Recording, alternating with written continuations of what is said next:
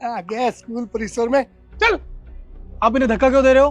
तू कौन है और ये भीड़ लेकर कैसा आया है? तुझे आज काम वाम नहीं मिला क्या? मैं यहाँ अपने काम से आया हूँ। अरे सारे स्टाफ कहाँ चले गए? आना तो धक्के दे के बाहर निकलवाऊं। कहाँ चले गए तुम लोग? और ये भीड़ इतनी आगे, तुम इनको रोक नहीं सकते? इसकी हिम्मत तो देखो, एक गवर्नमेंट टीचर के सामने बोल रहा है। मैं बस ये जानना चाहता हूँ कि आप इनको धक्का देके क्यों निकाल रहे हो? क्योंकि ये कचरे वाले की बच्ची है, इसको एडमिशन यहाँ नहीं दे सकते क्योंकि यहाँ बड़े घरों के बच्चे पढ़ते हैं। तो क्या हो गया, पढ़ने का अधिकार तो सबका है ना। इस फटीचर के बच्चे को एडमिशन दूं? इनके पास खाने के पैसे नहीं है, यूनिफॉर्म के पैसे नहीं है, किताब खरीदने के पैसे नहीं है। अब ये चाहे कितना भी कर ले, कचरे वाले के बच्चे कचरे वाले ही होते हैं। पढ़ लिख के बड़े अफसर नहीं बन सकते, सपने सपने ही रह जाते हैं। ये जो स्कूल है ना, यहाँ पे सिर्फ ऊंची जाति के बच्चे पढ़ते हैं। आसपास कहीं भी नीची जाति के बच्चे मिल जाते हैं ना, तो हमको गंगा जल छिड़कना पड़ता है।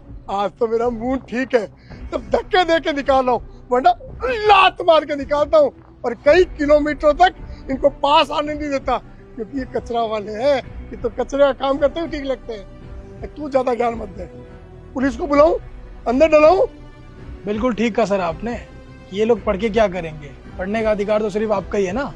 आपके बच्चे पढ़ सकते हैं, ये तो अनपढ़ रहेंगे। नहीं दूंगा एडमिशन। चल निकाल निकाल, ए निकालो बाहर उसको। सर आप? क्या सर सर लगा रखा है? बाहर निकाल उसको। सर ये IAS ऑफिसर आनंद मंडल है। IAS officer?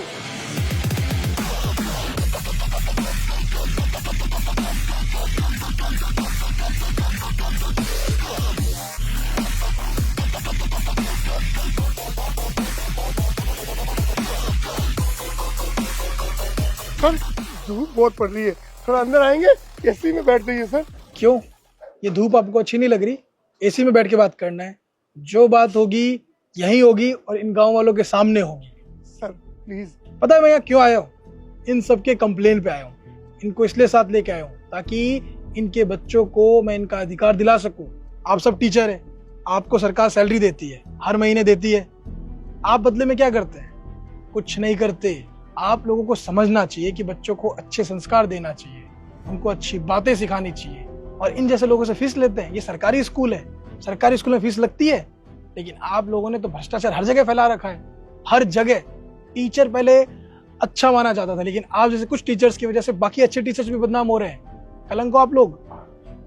हर चीज का फीस चाहिए, हर चीज में करप्शन चाहिए। आपके बच्चे पढ़ लिख के आगे बढ़ सकते हैं, इनके बच्चे पढ़ लिख के आगे नहीं बढ़ सकते। कोई किसान का बच्चा है, कोई कचरे वाले का बच्चा है, तो वो पढ़ नहीं सकता क्योंकि उनकी जाति अच्छी नहीं है।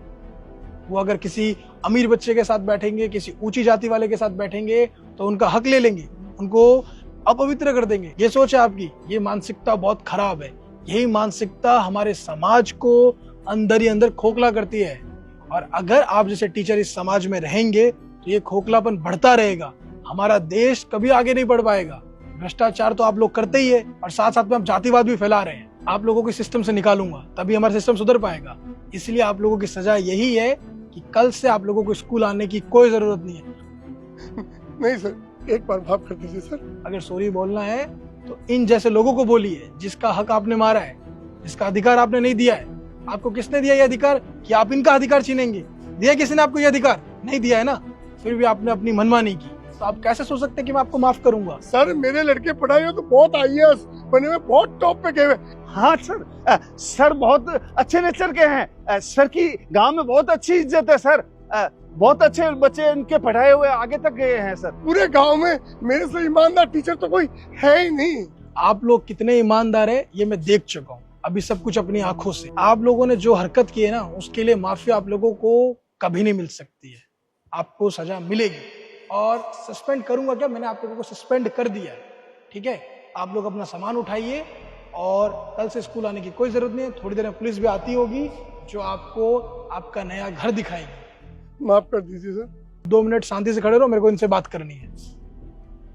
और आप सभी, आप लोग चाहते हैं कि आपके बच्चे पढ़ लिख के आगे बढ़े, एक बड़ा अफसर बने, तो उसके लिए आप लोगों को अपने बच्चों को पढ़ाना होगा। जब आप लोग अपने बच्चों को पढ़ाओगे तभी वो आगे बढ़ पाएंगे, तभी आप जैसे लोग इन जैसों के सामने टिकेंगे, वरना ऐसे लोग आप लोगों का हक मारते रहेंगे। इसलिए अपनी आवाज को बुलंद कीजिए, लड़िए, आवाज को ऊपर तक पहुंचाइए, तभी आप लोगों की हालत सुधर पाएगी।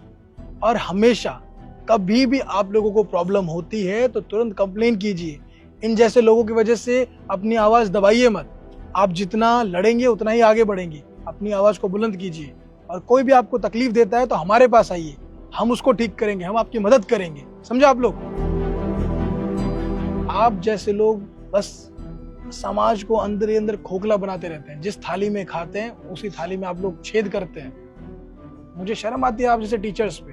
अगर आप लोग ईमानदार रहेंगे तो बच्चे भी ईमानदार बनेंगे, लेकिन आपसे बच्चे क्या सीखेंगे? सिर्फ करप्शन।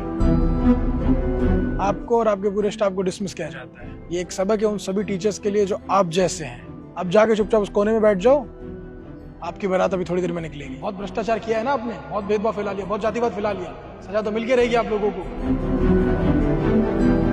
चलिए अब घर जाइए